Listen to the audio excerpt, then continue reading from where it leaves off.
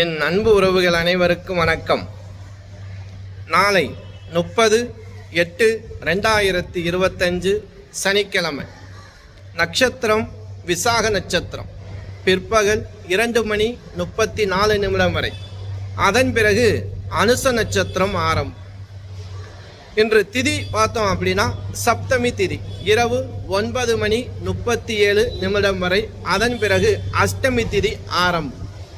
இந்த நாளில் இந்த சனிக்கிழமையில் ஆஞ்சநேயரை வழிபடுவதால் சகல விதமான நன்மைகள் நமக்கு கிடைக்கும்.